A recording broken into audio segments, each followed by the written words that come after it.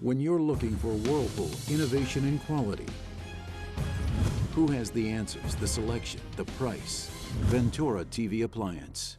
With billions in nationwide appliance buying power, more than Home Depot and Best Buy combined, we'll help you save. Our low prices on Energy Star qualified Whirlpool appliances save you energy and money, and pay no interest on select models when paid in full within 12 months. Ventura TV Appliance, serving you since 1951.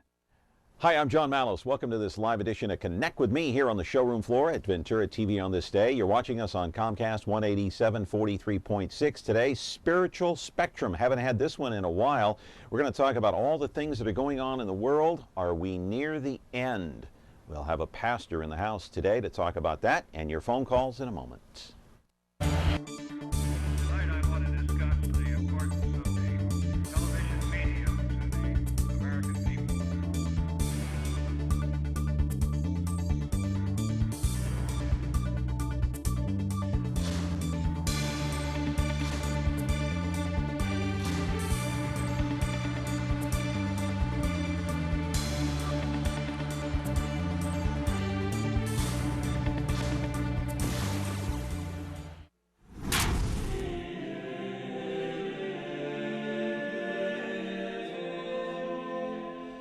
Today the focus is on Spiritual Spectrum, but before we move on to talk about this program today here on a Wednesday morning on the showroom floor at Ventura TV. By the way, we're going to be here for the next 60 minutes, 10 to 11 a.m. to talk about that and take your phone calls.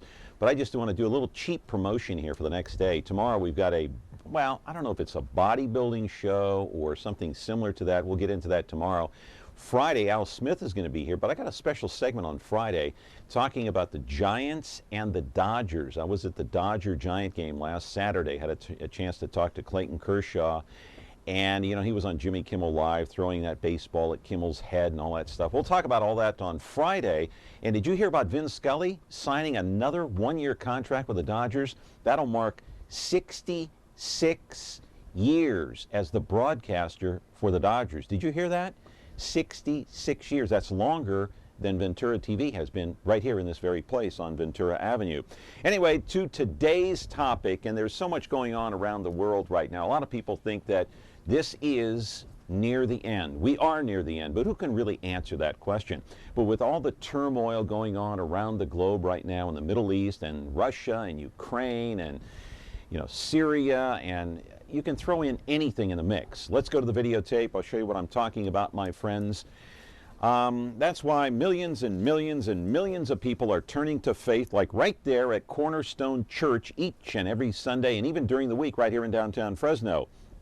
And even around the world, they're celebrating their own faith. Christians, Jews, Muslims, Hindus. You're looking at the congregation, of course, this past Sunday at Cornerstone.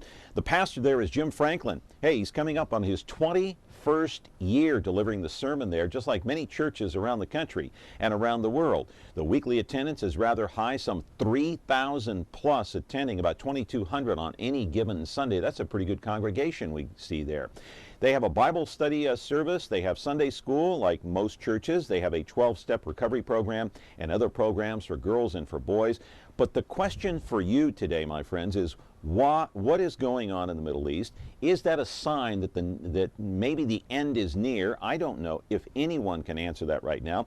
Good question, though, for our guest, and a good topic today for you to call in on. Jim Franklin has had other parishes around the country, I believe New Mexico and Oklahoma. He is live in our studio right now, a beautiful church inside, but the man is here live and in the flesh. 436-ME-TV, option 11. Do turn down the sound if you call in. He's the expert on the Bible, okay? I am not. Yes, I am religious. I'm a Christian. I believe in God. Have I read the Bible cover to cover? Honestly, no. Back with our show and Jim Franklin in just a moment. Frigidaire. We introduced the first home freezer, the first pulsator agitator washer, and now we introduce the Frigidaire Orbit Clean dishwasher, designed with a unique wash arm that gives you 4 times more water coverage for a consistently better clean. Frigidaire, over 90 years of legendary innovation. See the full line of Frigidaire appliances at Ventura TV Electronics and Appliances. You know, I was just saying to Jim over here that on weekends, if I drive up to Sacramento, I got him turned up on the radio on KMJ 2 to 4 o'clock. He is also a talk show host, you know, on KMJ. He's been doing that for about 10 years. I only tune out if the Giants are playing at exactly the same time, and then I tune into KNBR. Anyway, Jim Franklin is here. Good to see you, my friend. How are you? My friend, doing great. You look wonderful, Thank wonderful. You. Thank you. So I work at it. You do? Yeah, I try. Really? You try? You're well, for a face like this, you have to. And that's why I'm on radio, because I have a face for that. You have the TV look, I have the radio look. I'm not getting into that. We're not going to talk about that today. But but I am here to talk about what I did mention in the monologue. Hey, talk about, you know, before we get into this end of the world type conversation, all the good stuff. All the good stuff, which is the meat of the program. Yeah. Okay, are we going to be here in the next 10 minutes or what? I want to roll some more videotape of that Cornerstone Church, because you're coming up on 21 years. I want you to take us inside here. It's downtown Fresno. The sermon on Sunday. There's your church right there. I think that's the same monologue video, but we could run other video too. We have other video inside, right? We have like 2 other clips we could run. Talk about your church there, Jim. Well, we've been there now, like I say, for 21 years. When we first came, we were located over at Divisadero on Fresno next to the community hospital. Mm-hmm. And then after about 5 years there, really 4 years, we moved downtown to the old historic Wilson Theater. The Wilson Theater is the oldest existing theater in town, built in 1927. The Fresno Bee said that it was the first building this side of Chicago to be air-conditioned. Now, I don't know if that's true, but if the Fresno Bee says it, we know it's true. You're being facetious. No, in the opening article, that's what they touted it as. So we're very happy to be there. We've got about 1.5 blocks of facilities there, and the church now has grown and reaching out to the community. So do you really get about 3,000 come through there? That's on a weekly basis that are on our campus, yeah. That's, you know, I'm thinking, I mean, no laughing matter, but you draw more than the Grizzlies do. Well, if you stop and think about that, I mean, that thought just went through my mind. You go to a Grizzlies game and they're empty. You go to your church and they're full. The funny thing about the stadium, before it was being built, when we were looking at relocating from where we were at, we were looking for a place. And they were trying, so we went and met with the mayor at that time, with Jim Patterson years ago. Yeah. And we say, you know, we want to stay downtown. Does the city know of any facility? And at that time, the stadium hadn't been built. He says, well, we've got this piece of property here that we put together for the stadium. He said, I don't know if that's ever going to happen. Maybe we could sell you that. So I often say that the Grizzlies really are where the stadium is, where I should have had my church. Well, maybe someday you can hold a church service there. We have. Oh, you have before? We have held several services there. At Chichansey? At Chichansey, Good Friday services and how many other do you events draw? that we have done.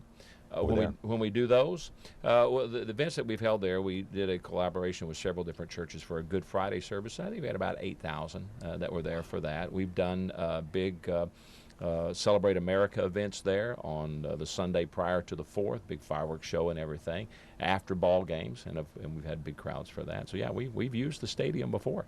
Yeah.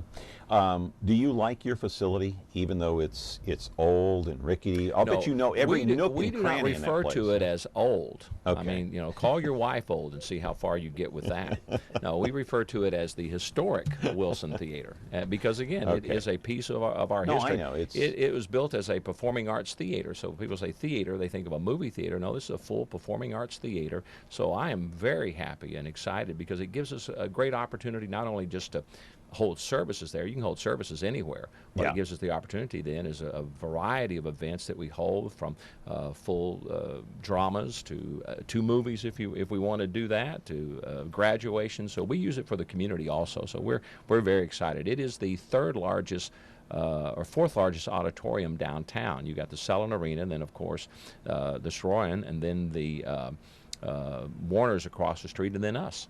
Yeah, so you're the 4th largest. 4th largest theater downtown. And so what does it hold in there, if you were to pack it, jam full? We can get 1,500 in there. Wow. Yeah. All right.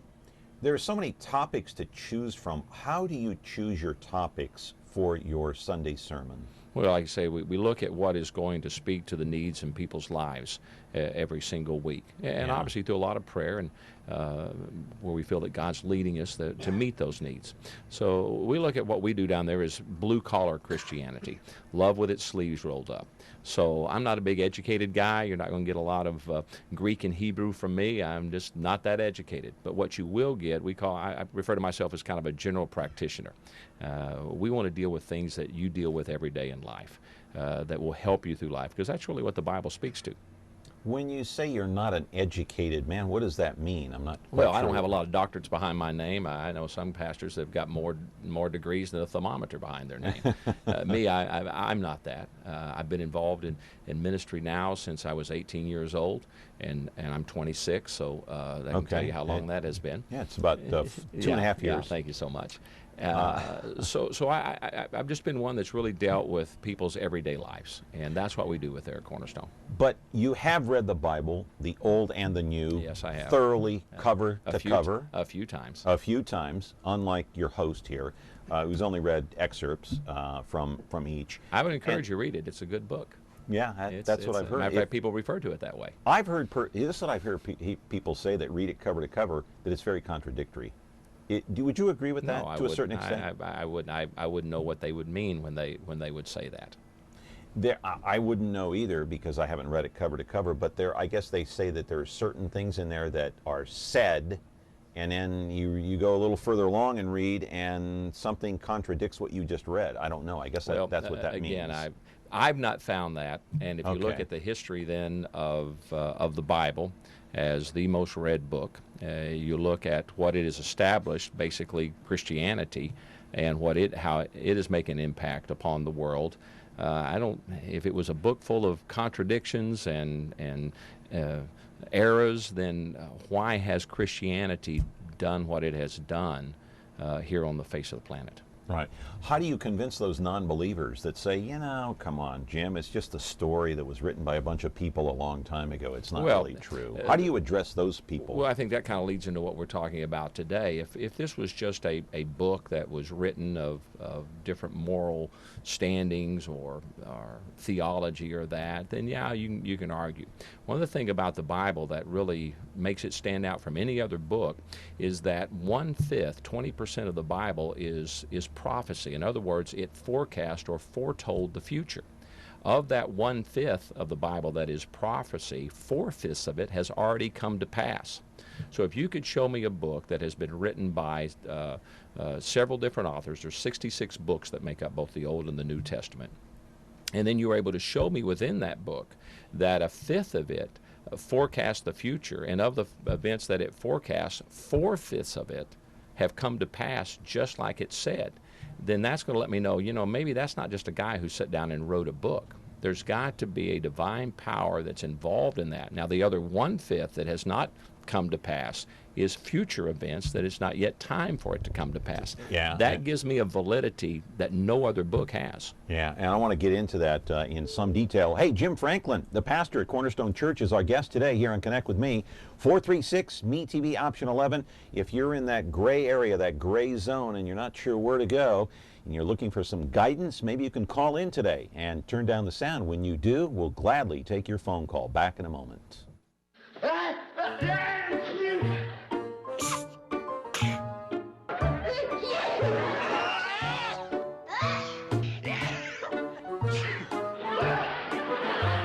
From now on, when I sneeze, I'll try to sneeze more friendly.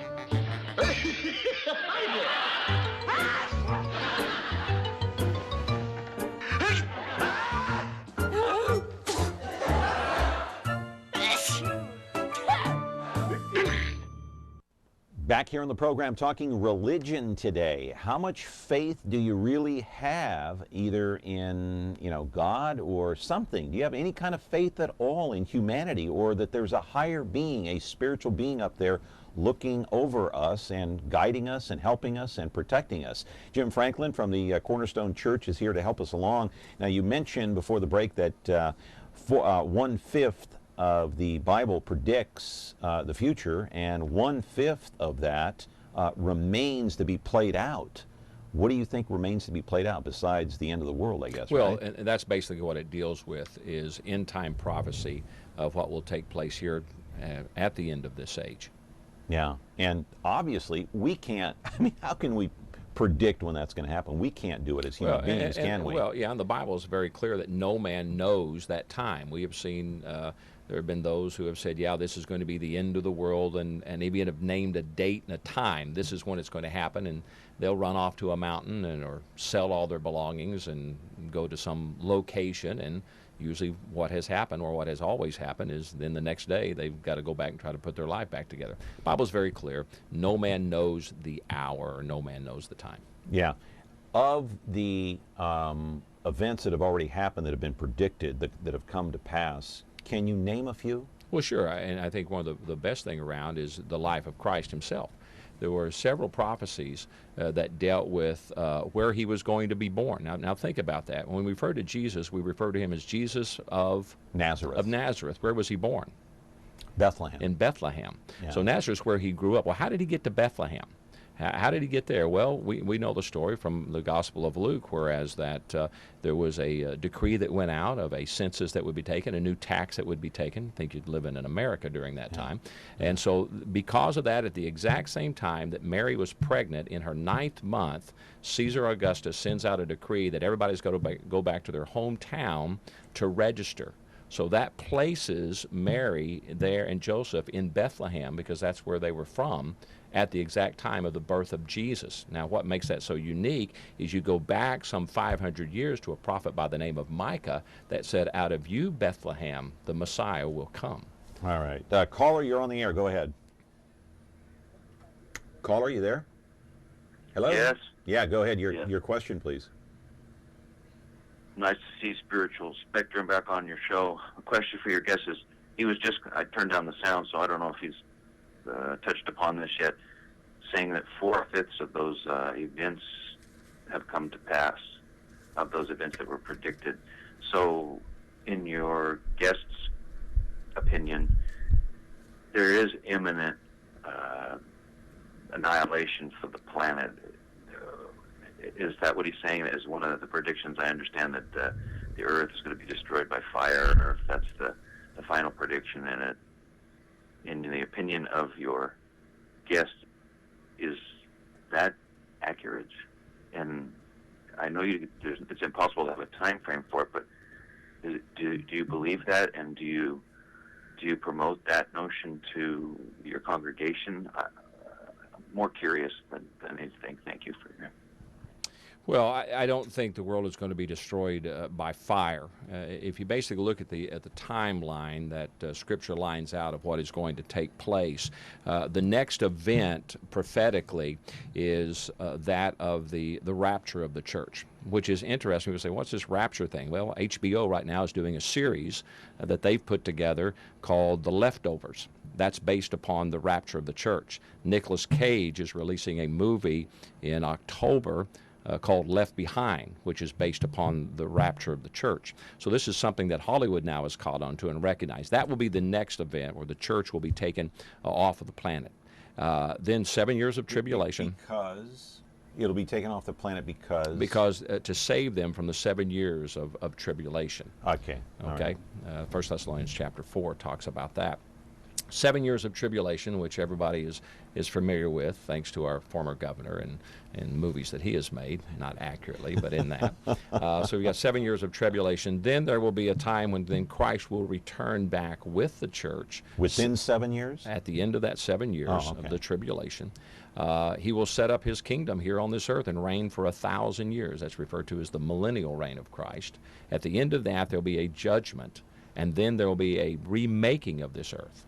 The effects of sin, which happened back in the Garden of Eden, will be then taken out of this planet, and the planet will return back to basically what it was prior to sin. The beauty of that with all the technology and everything that we have. So the world will not be destroyed. It will be basically be remade. Revamped. Right. All right. Caller, you're on the air. Go ahead. Hi. I understand we're discussing religion. Yeah, go ahead. I would like to read a morning prayer for Pastor Franklin and get his opinion of it. All right, go ahead, quick. It starts out, God, the master of all riches in the universe, dwells here around you everywhere, in every spot you can imagine, in every region of this vast and changing universe. Therefore, you should, without attachment or craving, share with others, enjoy the riches which God has given you and which you have earned by your actions. Do not be greedy, and do not covet those riches which belong to others. And now I would like to ask him what he thinks of this prayer I just said, and ask him what spiritual path he thinks that's from. Well, I would just say amen to it. I'm not familiar with where it's coming from. You still there, caller? Well, Go. Well, actually, that comes from the Hindu Veda. That's the very first prayer. In the from the Hindu Vedas, which are approximately 6,000 years older than the Bible. I am a baptized Christian. In fact, I was baptized at Cornerstone Church. And however, the Bible, in order to fully understand the Bible, you need to know that there are things such as the Nag Hammadi and the Dead Sea Scrolls that we have not had access to yet. The Bible has been translated from the Greek, the Aramaic, and the Hebrew multiple times. You know that one language does not translate. Basically, what I found in organized religions is people talk a lot about dogma, rules, and doctrine, but they don't follow the life that Jesus Christ followed. That I don't see them. He's smiling, but seriously, most of the people that they go to church on Sunday and to do penance for their sins or whatever is how they look at it. They go off, they live their life during the week how they want to, and I'm not. Okay. Jesus Christ is like I love Jesus more than any. All right. We get the entity. gist of your call. Let the pastor here answer your question. Go ahead. Well, you hit up on a lot of things. Let me talk first about the validity of the Scripture, and you talk about the fact that it's been translated. That really is what gives it the most validity. We have more proof text of the Scripture, and what I mean by that, and you mentioned the Dead Sea Scrolls, is that if I brought you a book and I said this is the Bible and it's accurate because it's based upon these old texts, well, you'd say, well, I want to see the old text. We have more proof documents, more copies of those texts from the originals than any other manuscript that we have of any other historical document. So if I had one document that said, yeah, this is accurate to that, if I had 1,000 of those documents and all of them said the same thing from that same period of time, that again validates the text that I have today. That's what validates Scripture, is the fact that it has been translated so many times, and it has been in different languages. Exactly, and it has been held accurate in all of those. Right. So that's one of the things that gives it its validity in that. All right. Jim Franklin is our guest today. Caller, you're on the air. Go ahead. Yeah, how you doing? This is Willimac Monroe from Fresno, California. Yeah, go ahead. And I got a website because I do Christian music about Jesus Christ, me and my brother, P.D. Bush. You can go to SoundCloud.com, Willimac Monroe, anytime. Okay. But my question is, okay, I'm out there in the streets, and people always ask, did God create, man, beast, like the devil, and the fowls of the air, and everything that is? All right. I'm not sure I understand the question. What's the question, sir? No, the question is, it's in the Bible. I'm just saying, people just got to go read the book. Okay, I don't think you'll get an argument from Jim on that. Read the book. Don't see the movie. Yeah, read the book. Read the book. All right. But you don't have a question. You just had a comment then, pretty much. Well, I mean, I could come up with a question for you. Well, I'm sure you have a bunch of. How about just one? Because we're running short on time here. Go ahead. Okay, one question. How old was Jesus Christ when he died? Okay, thank you much. Is the Bible quiz answer? This is a test, Jim. Yeah, this is a test. You flunked the test. Yeah, 33 is the answer I'll go with, and the board says. We're with Jim Franklin. He is the pastor at Cornerstone Church. We're talking religion today, very serious topic, no question about that. However, we got to have some fun with this too. So 436-ME-TV, option 11. If you are scared, my friends, if you are worried, have faith. And call in with your question. 436-ME-TV, option 11. Back in a moment. When you like Ventura TV Appliance on Facebook, it's nice. But when you love the Whirlpool appliances we deliver, it's even better. Our website is cool, and it's a good place to start, but you really should touch the merchandise before you buy. Touch the new Whirlpool Ice Collection. It offers a modern style made to create an inspiring kitchen experience. Save big on this Whirlpool Black Ice or White Ice kitchen. Come in to Ventura TV Appliance and touch the merchandise today.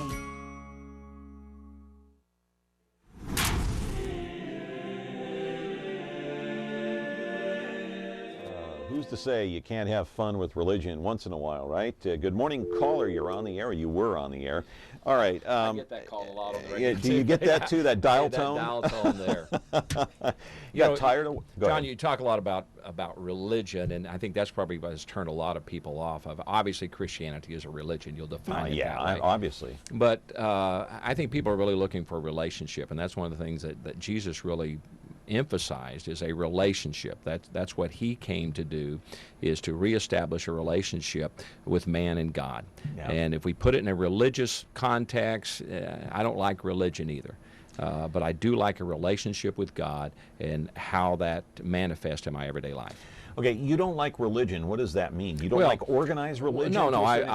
Well, you'd look at what I do and they would say, yeah, you don't like organized religion because definitely I'm not organized. No, everything. Does organized religion turn a lot of people off because they think see what's going on in the Catholic Church, for example? Don't just say we don't like organized religion. We like organized everything. If your car was not organized, you wouldn't be able to drive it down the road. So organization there's nothing wrong with that. I mean, the Bible says do everything decently in order because that's the most efficient way. I think when I say organized religion, or people refer to that, is that they're looking to a system that if I do this, and if I do this, and if I do this, and if I do this, then I'm going to be all right. So it's a systematic way, a doctrine way of a bunch of boxes. You got to check this off and check that off. Jesus talks more about a relationship with him, and that when you have that relationship with him, that's where you really get to understand who God is. All right, I have a lot more questions, but we have a call coming in. Good morning, caller. What's your question? Actually, I had called before regarding the translations. All right. I Got to didn't make it quick. Got to make it quick. It was translated into several different languages. What I meant was, are you aware that Hebrew is only you can smile, John. Go ahead. Hebrew is only has consonants, no vowels, no punctuation. It was up to the scribes to work out what they thought that it said. It was from the Greek, Aramaic, and Hebrew. Let me tell you one thing. This happened not in religion, but in advertising. This was translating English into Chinese for a Pepsi advertisement. Okay. Back when they used to say, come alive with Pepsi. Let me interject here. They did that, and you know what? It translated to...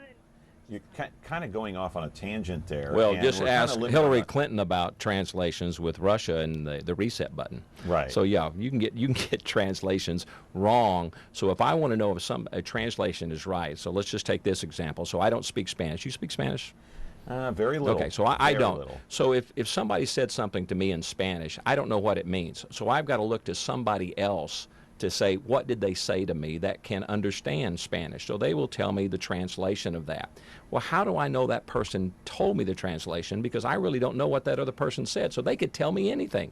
And I would have to say, well, I guess I trust. So how would I do that? I would ask another person and another person. And to verify? The more people that verified that translation gives more accuracy to that translation. Yeah. That's why when people say, well, it's been translated, yes. But when it has, over these ages, been verified by so many scholars to say, yeah, that is an accurate translation, it gives validity to it. Yeah. Caller, go ahead. Yes. We do in street ministry with Cornerstone people from the church there, and you're just doing street ministry for Cornerstone Church, and some of the brothers who go there, we went all over, and we to the homeless people and fed them and everything, and give them the word, Okay. All right. So, now he's a good brother. He's a very good pastor. Okay. Well, we appreciate the comment. Yeah. Thank you so much for calling in. I want to thank my brother for calling today. That's right. That's right. How much you pay him for that? No, thank you for the work you do. Thank you for the work you do. I understand what you're talking about in terms of translation and verification, because the Bible, the Old Testament. I'm going to get into the Old and New. I want to ask you some questions about that. But when it survived so many centuries and thousands of years, there has to be verification. And then you ask yourself, well, are there miracles that have happened? I had somebody, a Jewish friend of mine back east, say, well, how come all these miracles are not happening now? We were talking about the parting of the Red Sea. How come we're not seeing that? And I said, Michael, we are seeing miracles right in front of us each and every day. Would you agree? Well, when you talk about the part, well, yes, quickly answer yes. We see miracles in people's lives that happen every day individually, from miraculous healings that take place. It has to be the hand of God to, again, God's hand even today upon Israel in what is happening. We can see just the nation of Israel itself is a miracle that has taken place in fulfillment of prophecy that said that it would happen. All right, caller, go ahead. What's your question? I just have a comment. You have to realize you tell us to turn our TVs down, and when we do that, if you're trying to say something to us, we don't know that because our TVs are muted, so we can't hear you. But you can. So you just need to remember that because it gets kind of confusing. We just keep talking, and you're trying to talk to us.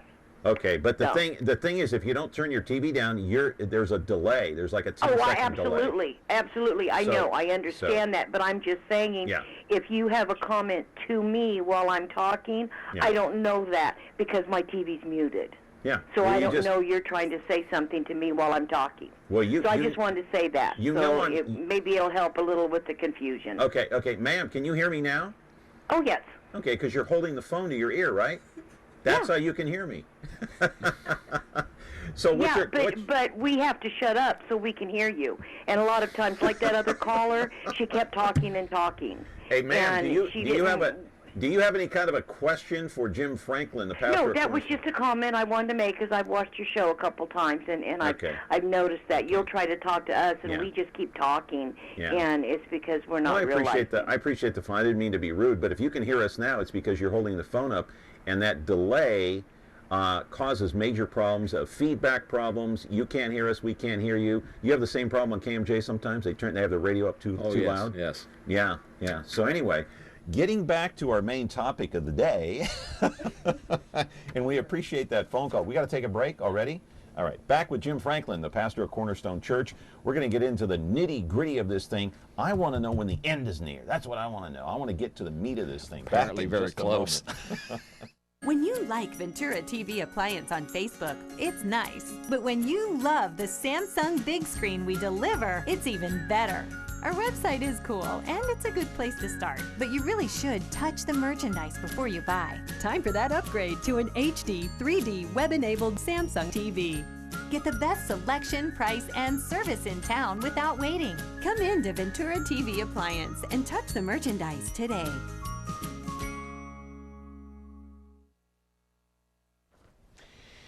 We need a phone screener here.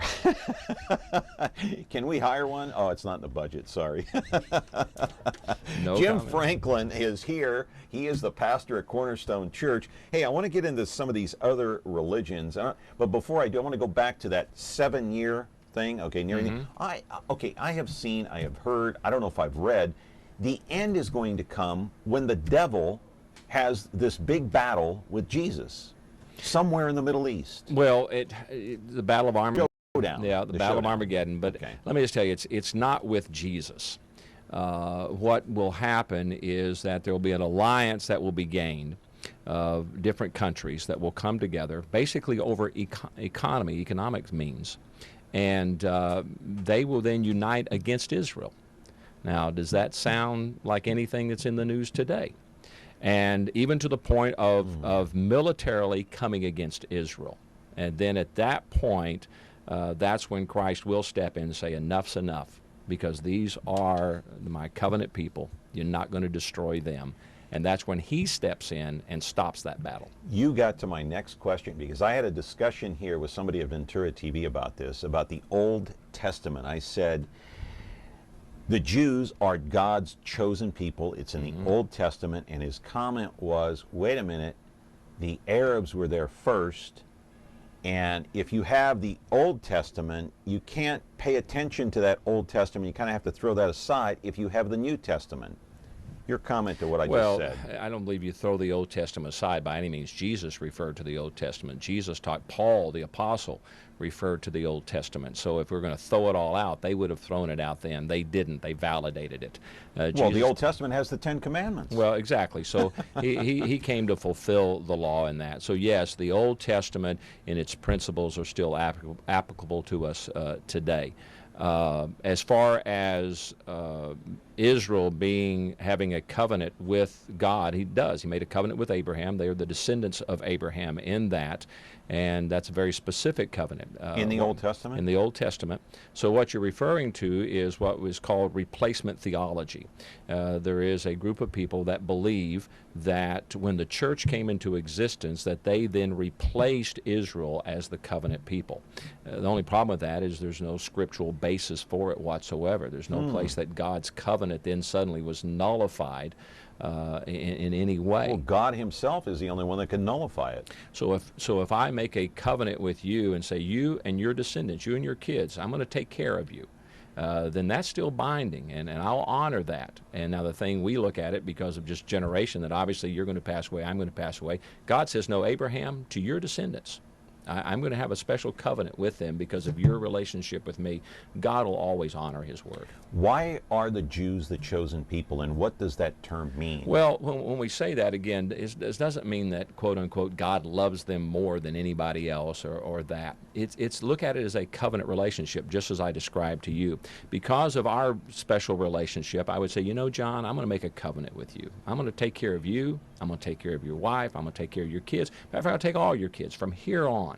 I'm going to take care of them because of our relationship. Abraham was referred to as the friend of God, had a unique relationship with God, and God made that covenant to him and to his descendants. God has a right to do that. Does that mean I don't love my kids or I don't care for other people? No, but I made a covenant to you, and I'm going to keep that covenant with you. That's the covenant that God has with Israel. Did God promise the Jews that land that they're on right now in Israel? Yeah.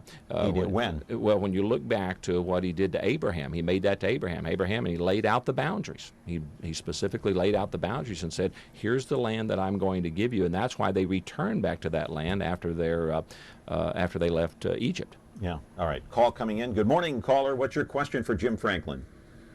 Good morning. My question is this: first of all, when we speak of the Jews and we speak of the Israelis, is there a difference? That's my first question. And then my second question is, knowing that, can the covenants that Jesus has with the Jews, does that mean the Jews can do no wrong, or the Jews are separate from the Israelis? Can the Israelis do things wrong, but the Jews can't? It's very confusing to me in that area, and I'll take my answer on the air. Thank you.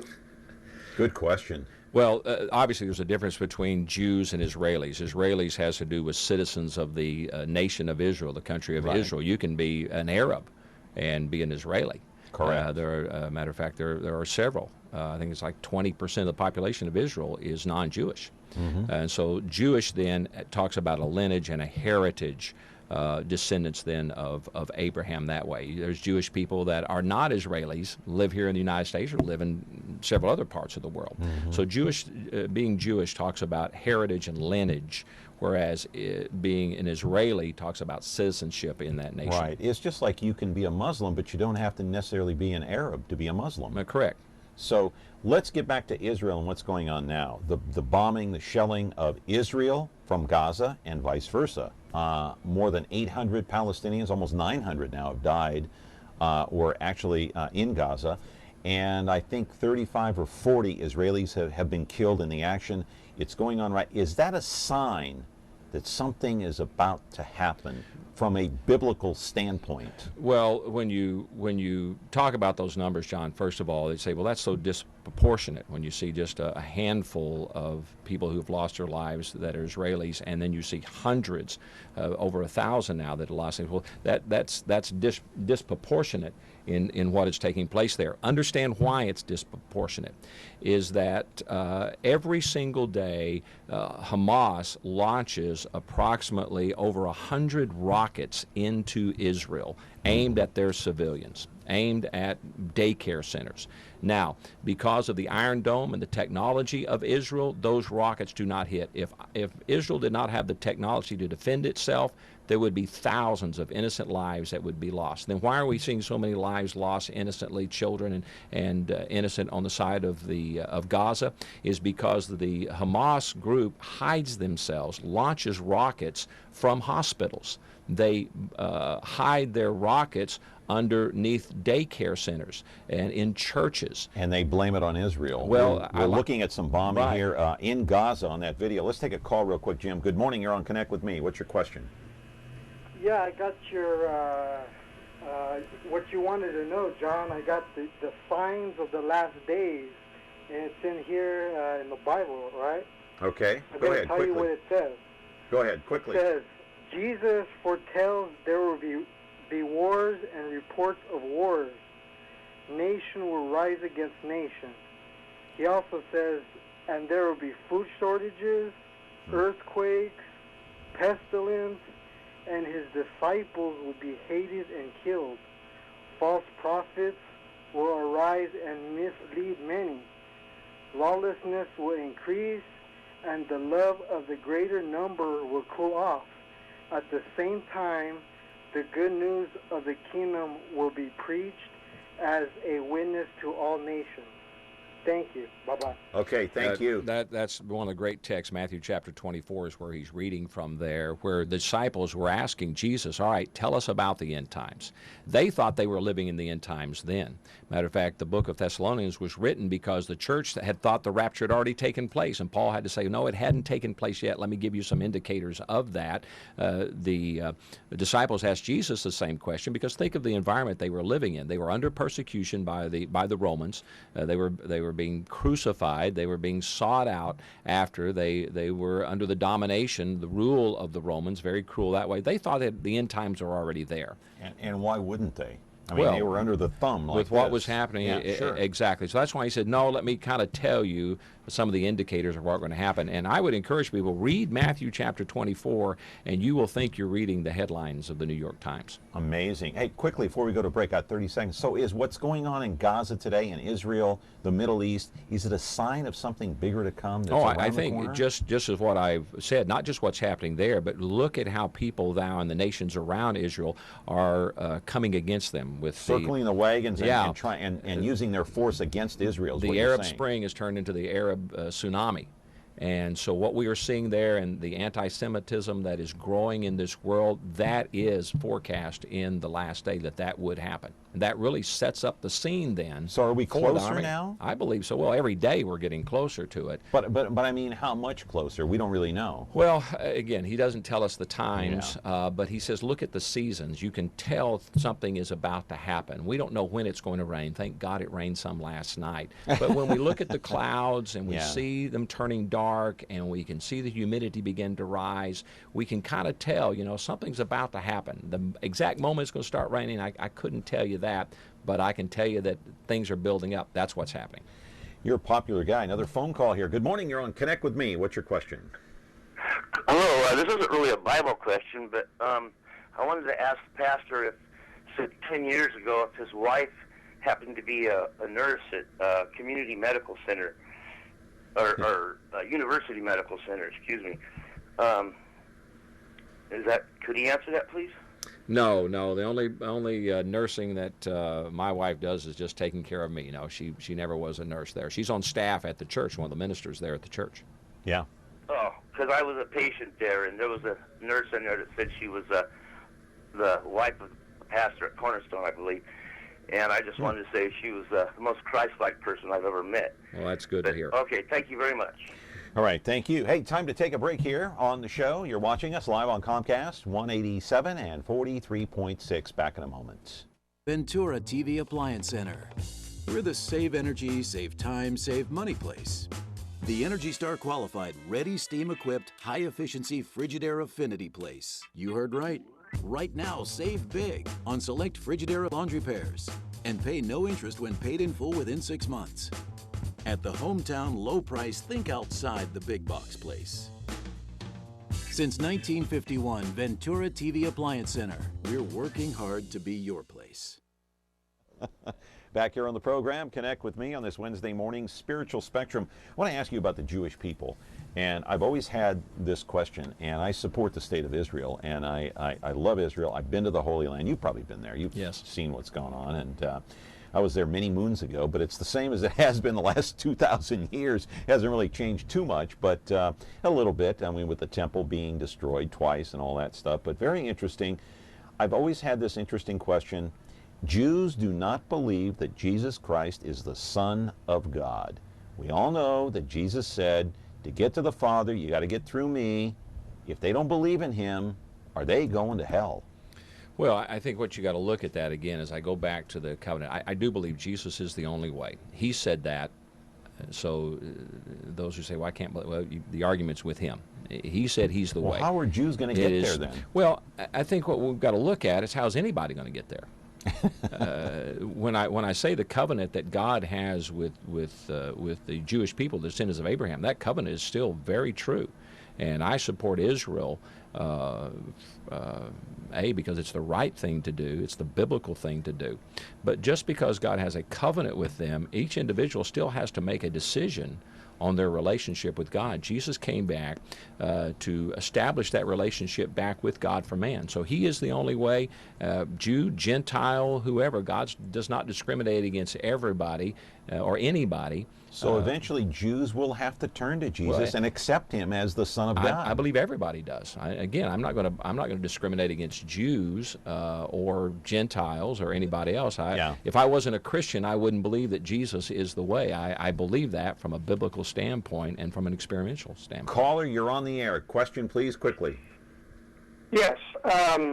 My question is this: the signs do show that the end is coming.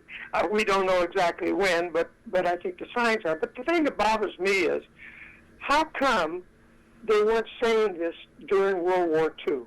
When the world was at war, millions of people were being killed, 6 million Jews were being killed, and millions of other people were being killed. It seems like in our history, even compared to now, there was no time as terrible as that against the Jewish people. And why is that? Why wasn't the time then and it is now? Thank you. Great question. One of the things that we were looking for at that time that he said would take place is the return of the Jews to their homeland. And so during World War II, we did not have the State of Israel. It was through World War II that the State of Israel then was established and came into existence.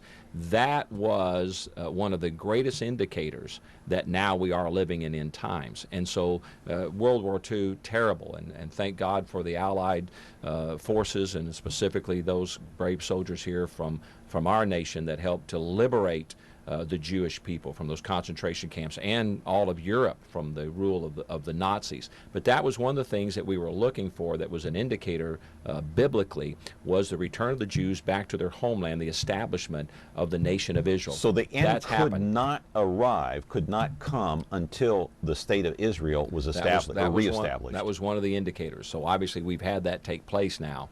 And we're way past that. What about some of the other religions? Muslim religion, Hinduism, there are all sorts of other religions. What are your thoughts about them? Well, again, that's why I don't want to go to find a religion. I mean, there's some things, just I think one of our callers read something. But the Muslims, they believe in Allah, right? Right. who's to say that they're not right and we're wrong? Well, and I think that's a very valid question, because then, well, you know, everybody's got a right to their own opinion if that's who they want to worship and everything. Well, it's not about opinion, it really is about truth. I think that's really seeking out truth. So what is truth? Is what Jesus said true, where he said he is the Son of God, he is the truth, the life, and the way. If what he said is true, I mean, either three things. Either the man was a lunatic. I mean, today we put people in asylums when they say, well, I'm God and everything. Well, we know. So either he was a lunatic, but if he was a lunatic, then why do we see the writings of Jesus, something that's held so closely? Either he was a liar, that he wasn't that, he was just out to get everybody's attention and all of that.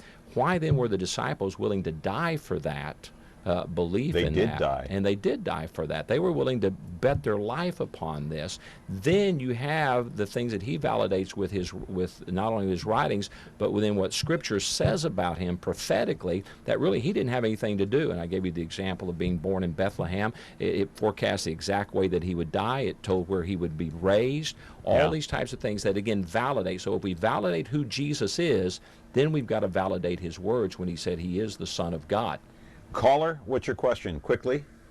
Well, I have one question. I have a couple comments, but my one question I guess I should shoot to is there's a part in the Bible where Jesus tells his disciples, or some of the people that perform miracles in his name, that they weren't going to be able to make it to heaven. He was going to say, "Depart from me, I do not know you." And that kind of scares me, because I feel a close relationship with God. I pray every day. I read my Bible. I don't read my Bible as much. I got my favorite pastors and stuff. I watch your show once in a while, which is really great. I appreciate your opposition to sexual immorality, and the end times are coming. You've got fires, we've got earthquakes, we've got everything, war, famine, everything. And I appreciate also your opinion that it's Israel's homeland. I believe that Moses didn't get to step in the homeland, but when he led his people there, the territory wasn't occupied, so that's theirs.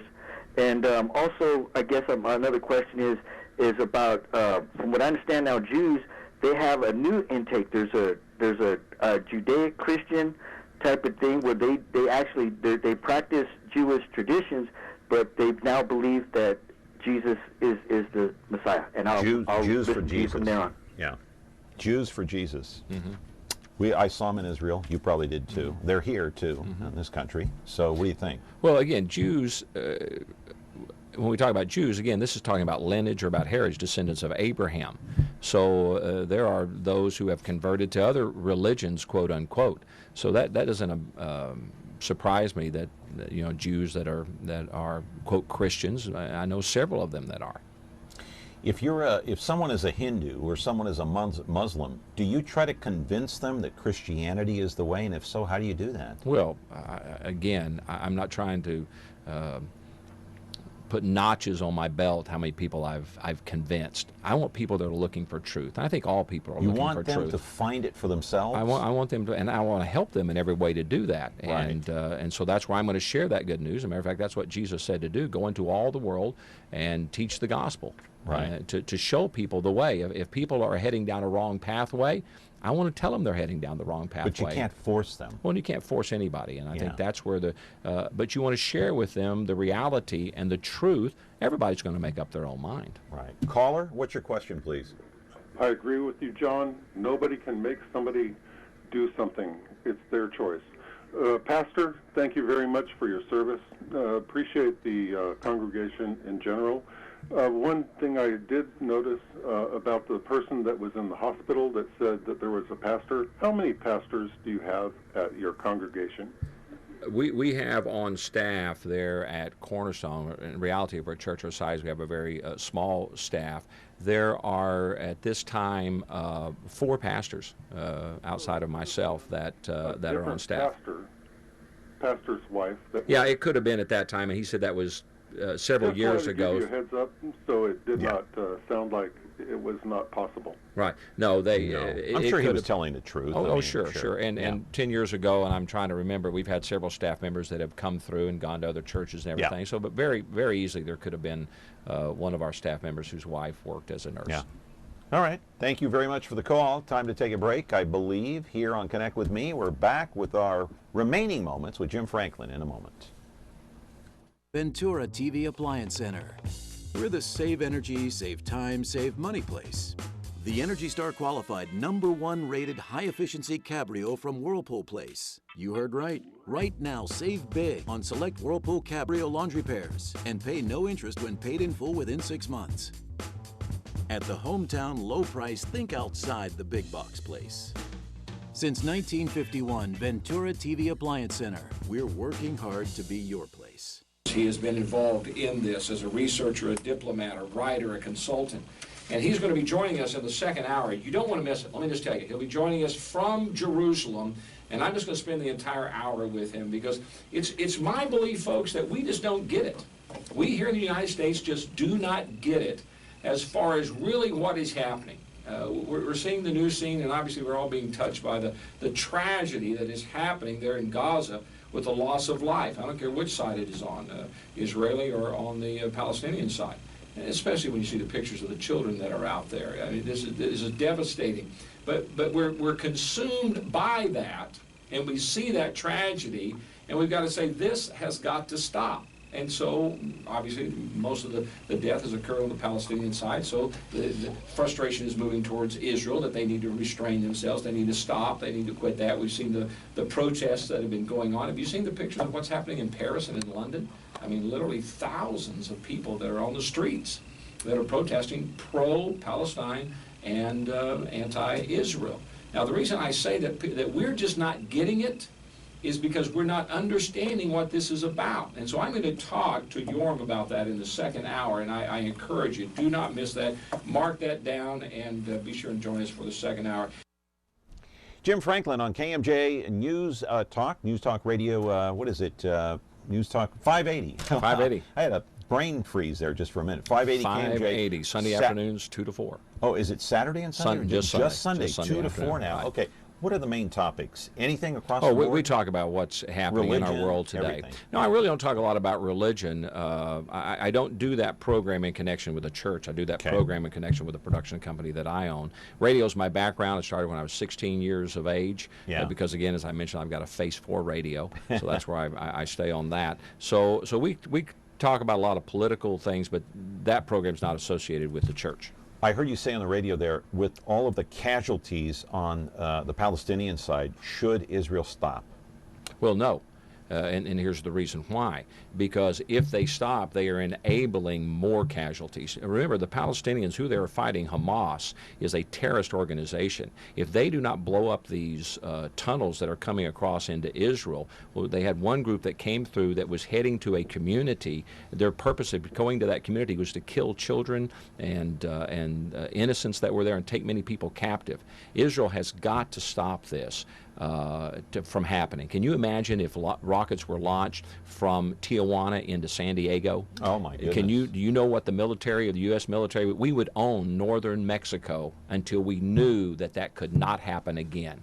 Right. Now, why do we not allow Israel to do the exact same thing when rockets, over 100 a day, are being launched into their civilian territory? Do you think our president stands with Israel? I think he does. Cautiously, in word. though. I think he does in word. I'm very concerned from what the Secretary of State has had to say recently. It's now time for us to stand very strong with it. Israel is our strongest ally in that area. What would that area be without Israel? Look what is happening in Iraq. Look what is happening in Syria. Look what is happening in Gaza. These are terrorist organizations that are trying to control this. Christians are being crucified in Iraq. If we do not stand with Israel, we lose one of our greatest allies, and we kid ourselves if we do not think we are next. Quickly, got 30 seconds left. We had somebody from Homeland Security here on Friday. Is Putin's hand in this thing in the Middle East? He has been supporting what is happening there in Iraq. He has been supporting. He's friends now with Iran. That's another reason we cannot allow Iran to have nuclear capability. They are the ones that are funding Hamas. I know, and who knows if Putin is supplying either weapons or money or both to Hamas. Exactly. That's why we don't want to put boots on the ground, obviously. Then we need to support Israel in every way, because they are putting boots on the ground, and rightfully so, because it's there in their neighborhood. And they can defend themselves, no question. They can, but they need our support. All right, we're out of time, sadly. I wish we had 2 hours today. Jim Franklin, hey, would you come back? I would love to. Love to. We'd love to have you as a regular here, doggone it, every day. Just kidding. Hey, come back soon. Thank you to Jim Franklin, the pastor of Cornerstone Church. Back tomorrow with another edition of Connect with Me. Have a great day. We'll see you then.